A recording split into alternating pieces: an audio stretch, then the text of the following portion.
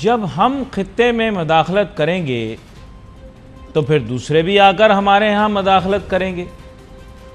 नहीं, मैं हाइपोथेटिकली बात कर रहा हूँ, हाइपोथेटिकली, मफरूज़े की बुनियाद पर। जो कुछ अफ़गानिस्तान में हुआ, काबुल में हुआ पिछले साल, तो इसमें हमारी मदाखलत नहीं थी क्या? नहीं थी क्या? थी ना। हमने खित्ते में किस किस को कॉन्फिडेंस में लिया ये करते हुए? हम वहाँ गए, हमने बहुत सारे मामला तय किए। हम किस जवाब से वहाँ चले गए? क्या हमने और स्ट्रेटेजिक प्लेयर्स के साथ डिस्कशन की जिनके इंटरेस्ट जो हैं वो वाबस्ता हैं? हमें करने की ज़रूरत नहीं थी, जवाब सुनना भी। उसकी वजह यह है कि हमारे इनहेरेंट इंटरेस्ट थे एक नई अफगान पॉलिसी बनाने के लिए, एक न्यू फ्यूचर ऑफ अफगानिस्तान बनाने के लिए, जिसके ज़रिए हमने अपने दुश्मन भारत, हिंदुस्तान को किक आउट कर दिया वहाँ से।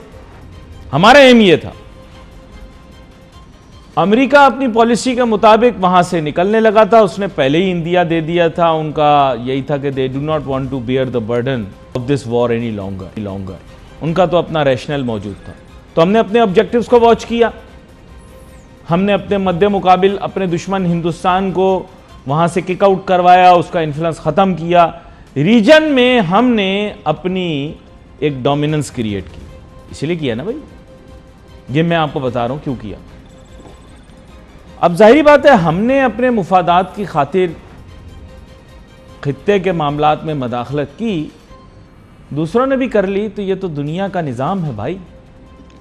बहुत सारे लोग घर बैठे यही सोचते रहते हैं मेरे साथ साजिश हो गई, अगर वो ये ना करता तो मैं वो बन जाता, अगर ये यूं ना होता तो मैं यूं हो जाता। इस हिसाब से तो मैं भी सोचता, पता नहीं मीडिया के अंदर मेरे दो मुकाबिल आए जिन्होंने मुझे गिराने, ठोकर देकर गिराने की कोशिश की, मुश्किलात पैदा की, मेरी लगाई भुजाई की। लेकिन अल्लाह का करम है, मैं जहां बैठा हूं अभी मैं खुश हूं, और कम से कम बिजनेस जर्नलिज्म के अंदर तो आपके भाई का एक नाम है। तो मैं तो इसमें कोई शिकायत नहीं करता। मैं तो आपको बताऊं मेरे कितने दुश्मन रहे मीडिया में, कितने ही दुश्मन रहे, बेवजह के दुश्मन, ऐसे ही जो कहते हैं ना बिला वजह। मर्दों में हो तो ठीक है, औरतों में भी प्रॉब्लम है, तो मैंने ब्लेम नहीं किया।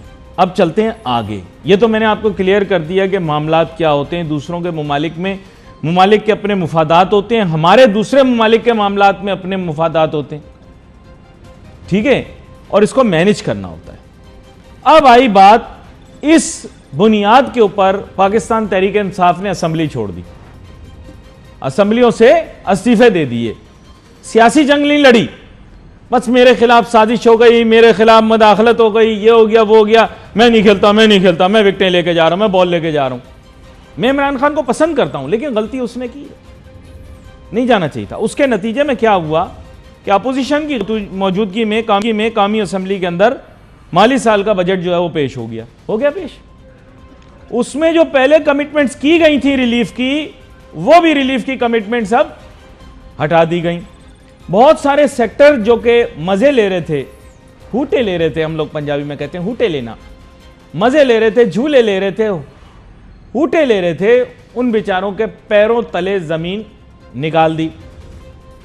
अब रिचेस्ट ऑफ द रिच कभी भी रिसीविंग एंड पर नहीं होते।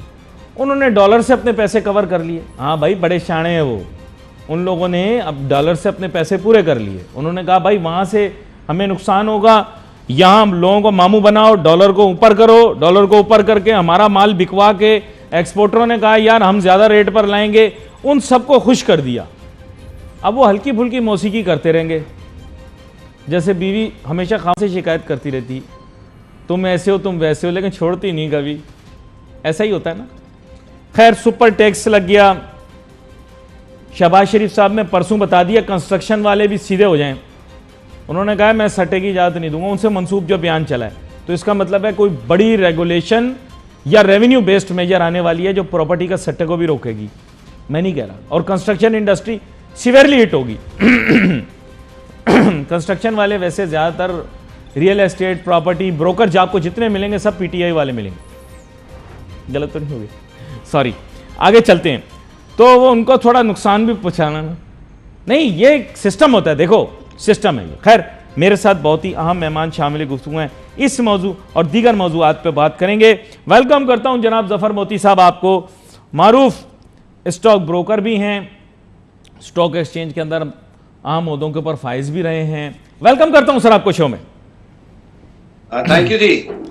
सर, सुपर टैक्स भी लगा, स्टॉक एक्सचेंज को मार पड़ी, फिर अब जिस खबर को स्टॉक एक्सचेंज वाले छुपाने की कोशिश कर रहे हैं, तो वो जो है ना, वो मैं क्या कहता हूँ, वो देखी थी वो उसका गाना था, my name is Lakhan, my name is Lakhan, one two का 4 4 2 का 1। तो साथ में म्यूचुअल फंड और इंश्योरेंस वालों की भी शायद रिलीफ निकल जाएगी, उस पर किसी ने बात ही नहीं की, क्योंकि वो इंस्टीट्यूशंस हैं और इंस्टीट्यूशनल बाइंग का सुबह शाम जो है वो यहाँ पे डांस होता है। आपको पता है अंजुमन ने इतना नहीं नाचा पंजाबी फिल्मों के अंदर जितना इंस्टीट्यूशनल बाइंग के ऊपर नाच गाना होता है हमारे यहाँ स्टॉक मार्केट में। तो सर, इंस्टीट्यूशन भी मारे गए, डॉलर की वजह से फिप्पी हो गया, लिप्पी हो गया, फिप्पी हो गया, लिप्पी हो गया, उनका भी नेगेटिव रेट ऑफ रिटर्न हो गया। स्टॉक वालों ने बड़ी मार खाई इसमें। जफर मोती साहब, आप लोग भी तो कोई रिलीफ मांग लेते, यहां हर बंदे ने अपने लिए कुछ कुछ मांगा है जी। बिल्कुल, हमने रिलीफ मांगा है और मायने में देखा, मैं इंडियन गाने नहीं हूँ, मुझे शौक नहीं है। अच्छा। और मैं कोशिश करता हूँ लोगों को समझाने की कि अपना कल्चर को करें, अंजुमन के डांस सीखें तो बेहतर रहता है। मैं ये कहना चाह रहा हूँ कि सबसे बड़ी बात तो ये है कि हमने बहुत सालों से रिलीफ मांग रहे हैं और हम ये राइटिंग ऑन द वॉल पहले से ही देख रहे थे। लोग ये बात नहीं करते, भाई ये जो इंसिडेंट्स शुरू हुए हैं, ये सीरीज ऑफ इंसिडेंट्स हैं, कैपिटल मार्केट के लिए नहीं, पूरी इकोनॉमी के लिए। ये पीटीआई से पहले शुरू हो गए हैं और पीटीआई के बाद अब इसका क्लाइमेक्स आ रहा है। अब जो क्लाइमेक्स आ रहा है उसमें हमने बजट में मांगा था, लेकिन हमें पता था कि जब खजाना खाली होता है तो किसी को कोई रिलीफ नहीं मिलता है। हमें कैपिटल गेन टैक्स पर रिलीफ नहीं मिलेगा, या आपने म्यूचुअल फंड और इंश्योरेंस का बताया, उनको भी आइडिया हो गया था कि उनको भी रिलीफ नहीं मिलेगा। रिलीफ का वर्ड मैंने तो जब बजट सेशन चल रहे थे तो कई प्रोग्रामों में था, मैंने कहा इस बजट में आप रिलीफ का वर्ड निकाल दें। पाकिस्तान के लिए अब कहीं रिलीफ नहीं है। अभी आप देखें, ये थोड़े घंटे हुए हैं,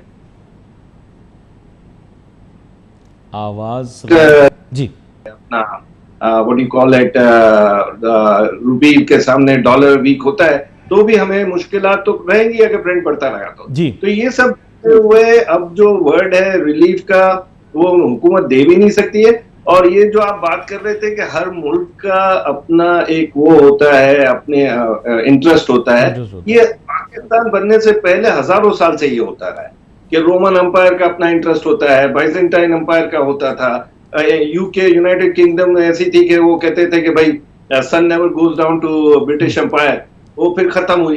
तो ये इंटरेस्ट हर एक के होते हैं और ये इंटरेस्ट पर वो ना नहीं कह सकते, मरता ना क्या ना करता कहते हैं ना, तो इसलिए इंटरवीन करना पड़ता है, मदाखलत होती है।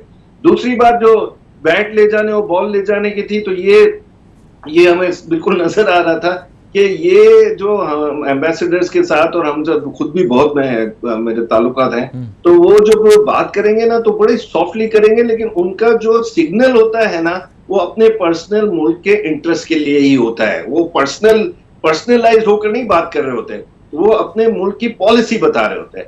और जब ये पॉलिसी चेंज होते हैं और वो कहते हैं कि भाई ये हुकूमत हमारे सामने मुश्किलात लेकर आ रही है हमारे मुल्क के बेनिफिट्स में, तो वो ऐसी बात करते हैं। आप देखो, इक्वाडोर की एम्बेसी के अंदर असांज बंद था, यानी अंदर था, एम्बेसी के अंदर से उसको पकड़ा है क्योंकि इक्वाडोर की हुकूमत बदली, वहां पर वो प्रो अमेरिका आई तो उन्होंने कहा गो अहेड।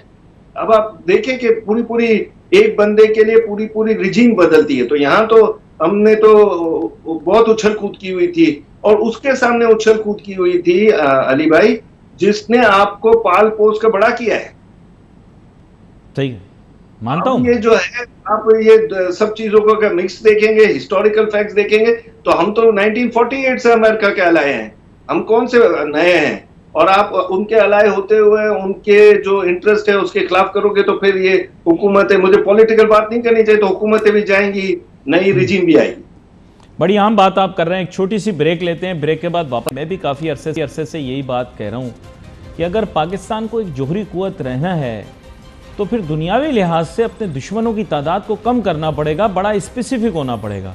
हम सारे दुनिया के वैरी होकर, हर मुल्क के साथ पंगा लेकर, हर किसी के साथ मुफादात का तसादुम करके तो एक जोहरी कुव्वत के तौर पर नहीं उभर सकते ना। हमारे खित्ते के अंदर एक ही हमारा दुश्मन है, हमें उस पर फोकस करना चाहिए। वो सारी दुनिया से दुश्मनी करें, बल्कि उससे भी दुश्मनी बस सरसरी सी है, ज़रूरत पड़ जाए तो उसकी भी हमें आलू प्याज उससे मंगवाने पड़ते हैं। Let's take a short break.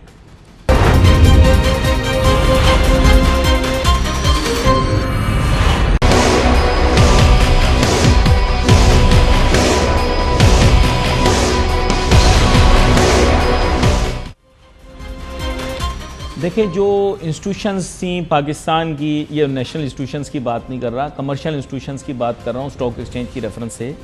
इसमें बुनियादी तौर पे सबसे ज़्यादा नोटू म्यूचुअल फंड और इंश्योरेंस वालों के पास होता है।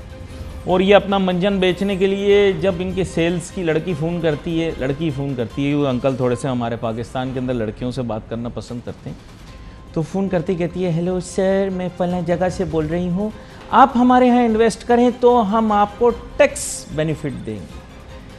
तो मामला ये है कि वो टैक्स बेनिफिट वाला शायद विड्रॉल हो जाने के बाद अब अट्रैक्शन रहेगी या नहीं रहेगी। फिर क्या वो फंड्स यहाँ आएंगे जब पहले ही इंटरेस्ट रेट इतना बढ़ चुका है? तो लोगों को तो एक बहुत मेजर बेनिफिट हासिल था। ज़फ़र मोती साहब, अब बात ये कि बहुत सारी चीज़ें छुपाई जा सकती हैं। कहते हैं ऐप पर पर्दे डाल देने चाहिए। आप स्टॉक वालों के सर ऐसे सर, ये आप देखें मंजन जगह जगह से जो है ना बिकना बंद हुए हैं अभी। ये बात ये कि इनका तो मेन आपके जो दो की इंस्टीट्यूशंस हैं जो कि कैश हैवी हैं, जो कि आप जिन्हें इंस्टीट्यूशनल बायर कहते हैं। कमर्शियल बैंक्स तो इतने बड़े प्लेयर्स मेरे ख्याल ना बन सकते हैं ना उनके मैंडेट में। तो इन दोनों को इतना बड़ा झटका लगा, मार्केट ने वो झटका अभी तक लिया नहीं, क्यों? देखिए, उसका मेन वजह ये है कि वो जो टैक्स बेनिफिट था वो तो उनके पास एक था सेलिंग पॉइंट, लेकिन दूसरे सेलिंग पॉइंट भी थे इस वक्त के हमारी मार्केट के जो रिटर्न्स थे और जो मार्केट के प्रॉफिट्स थे बड़ी बड़ी कंपनियों के, वो माइंड ब्लोइंग थे। उसमें आप चाहे ओवरहीटेड इकोनॉमी की बात कर लें, चाहे आप उसमें ये देखें कि जो प्रोडक्ट वो बेच रहे थे वो बहुत तेजी से बिक रहा था, तो वो जो 24% जो रिटर्न था वो एक बहुत बड़ा एक किस्म का यानी इंसेंटिव था, यानी एक कमाई का रास्ता था। उसको ज्यादा डैमेज जो है ना वो हमें फॉरेन इन्वेस्टर्स का जो डॉलर की स्ट्रेंथ और हमारी लोकल करेंसी की वीकनिंग ने वो उसने ज्यादा हमें डैमेज किया है। ये जो टैक्स बेनिफिट और ये जो चूरन था, ये तो नहीं पड़ता। टूथपेस्ट पूरा जो निकल रहा था वो निकल रहा था कि भाई जब तक फॉरेन फंड्स को हम ये एश्योरिटी नहीं दे सकते कि भाई आप जब ये नफा अपने मुल्क लेकर जाएंगे तो आप ये लोकल करेंसी यानी पाकिस्तानी करेंसी से कन्वर्ट करोगे डॉलर में तो वही भाव मिलेगा जब आप लेकर आए थे, वो कोई दे ही नहीं सक रहा है। ना पाकिस्तान दे सक रहा है, ना पूरी के हालात में दे सक रही है कि करेंसी कब मिलेगा। रशिया में भी आप देखो, तो रशिया अभी जो ये वॉर कर रहा है तो रशिया को भी डैमेज हो रहा है। आप रूबल को देखो, रूबल कहाँ जा रहा है। हाँ। दुनिया में आप देखो कि करेंसियों की वीकनिंग हो रही है, लोकल करेंसियों की।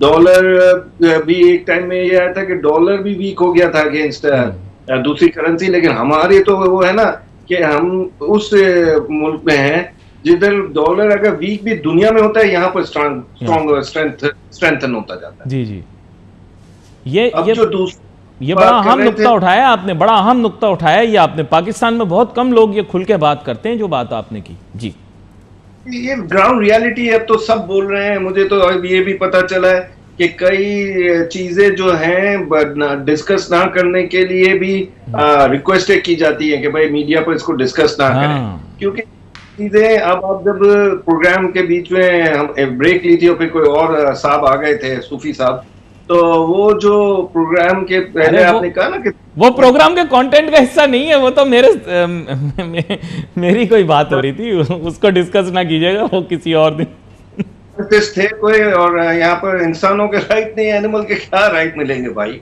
जी, हमें नहीं पता।